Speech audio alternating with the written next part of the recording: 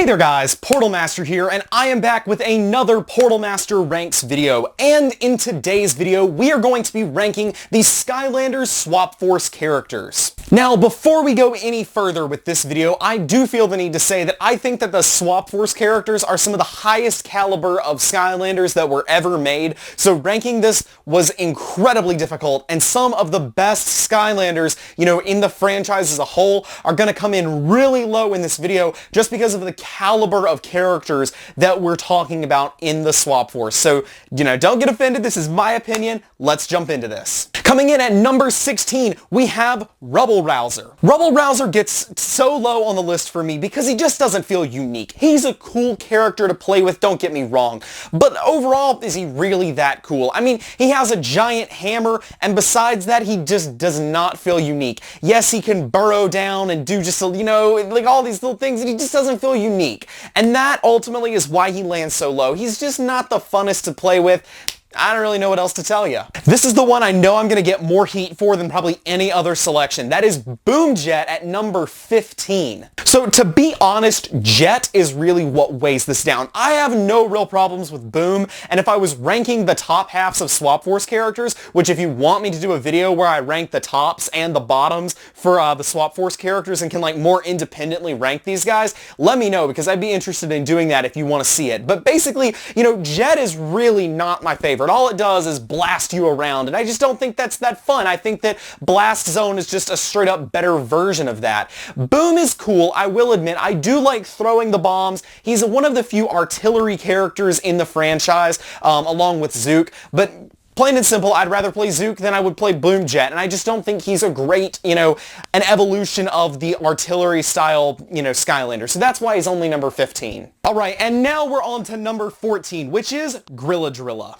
Grilladrilla is another one I know I'm going to get some hate for. So Grilladrilla to me, top half Grilla is fine. His punches are okay, never big for the summoning of the monkeys, but the bottom half is just very unfun for me. I mean, the digging type movement class didn't really get for me. They don't burrow like I really think they should. Both Rubble Rouser and Grilladrilla to me just never really captured my imagination when it came to, drilling. And he can create those little turrets and stuff like that, but ultimately it just doesn't do it for me, and that's why Grilladrilla is at number 14. It's kind of hard for me to articulate the argument as to why I don't like some of the lower tier Skylanders on this list, but just take my word for it, not a huge fan of the ones we've gotten so far. Okay, so at number 13, we have Spyrise. This is another one. Again, we're going to get some hate. Spyrise is a cool character from a design standpoint, but the only cool thing about Spyrise is him going with his primary attack. His secondary attack, being able to scan things with a laser,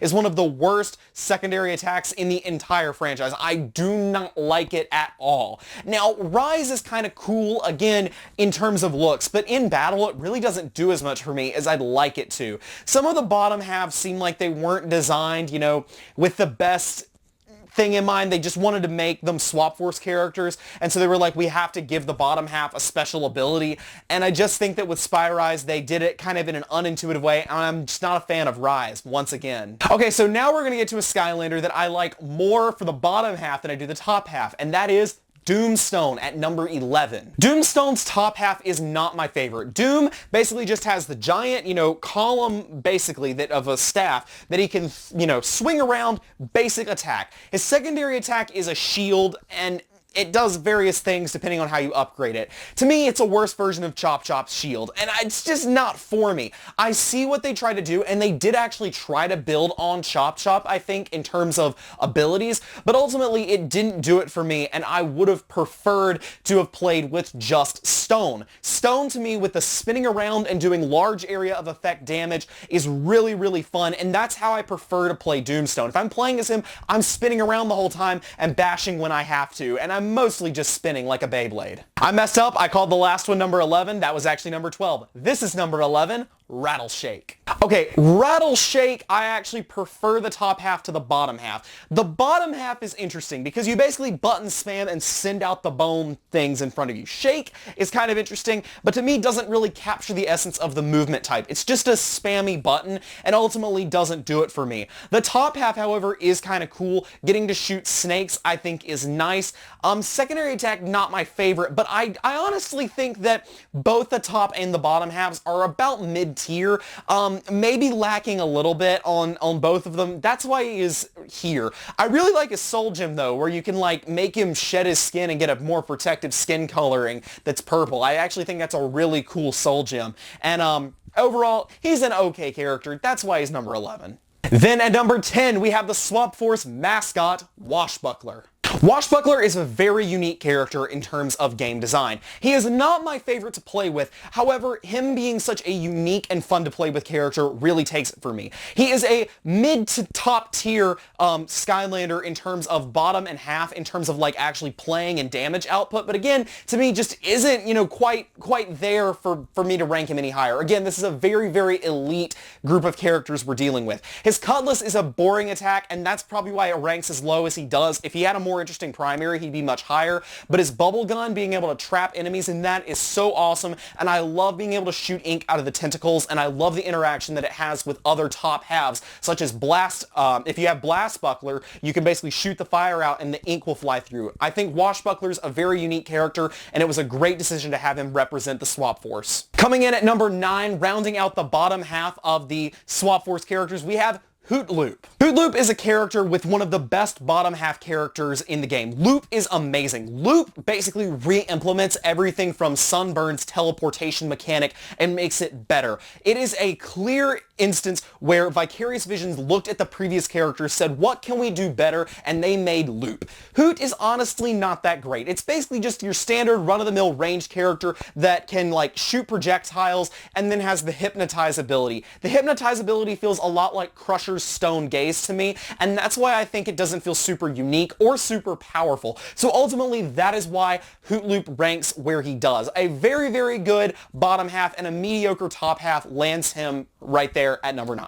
Now we move into the top half of the Skylanders, and we have Blastzone. Blastzone is a pretty cool character in my opinion. From being able to throw bombs and being able to create a ring of fire around him, I think that Blast is really cool. He really does the whole versatile long-range artillery Skylander quite well. Definitely better than Boomjet in my opinion. I think that his secondary attacks are better than that of Boomjet, and that's ultimately why I rank him there. And I think he's more mobile, being able to fly around with his rocket boots, than Boomjet is. Boomjet feels unwieldy, but Blastzone ultimately doesn't, and that's why he ranks where he does. I think that his secondary attack, his firewall, probably could have been a little bit better implemented, and it does feel a little bit lame in the grand scheme of things, but it's not the worst attack, and I think that his other attacks are cool enough that I'll give him the number 8 spot.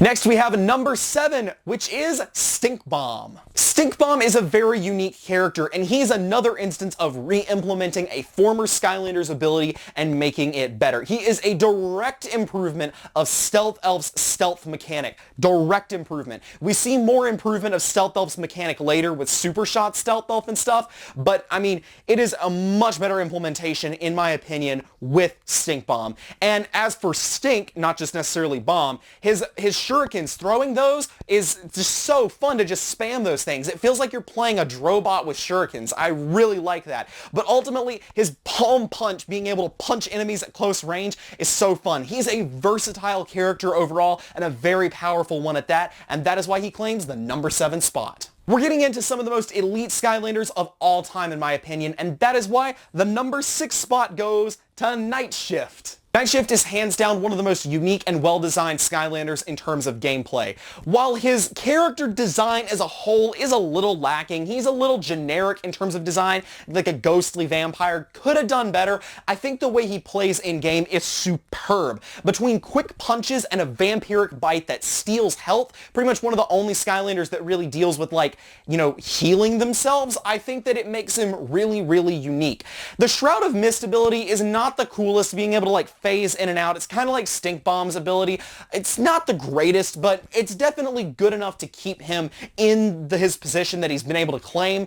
But I think that really what sends him over the edge for me is his life system, his lives that he can get, where he can come back from the dead. Again, this was re-implemented with the Crash Bandicoot live system, but I think that Nightshift did a really cool job, and it was the first of its kind, and that's why he claims the number 6 spot. Coming in at number 5, this used to be my all-time favorite Swap Force character. He's fallen a bit, but he's still pretty high. That is Trap Shadow. Trap Shadow fights like a panther. His attack set matches his design perfectly. Between the quick swipes of his claws to being able to use his trap to basically throw like explosive things. His traps are not probably his coolest thing, but overall I like him.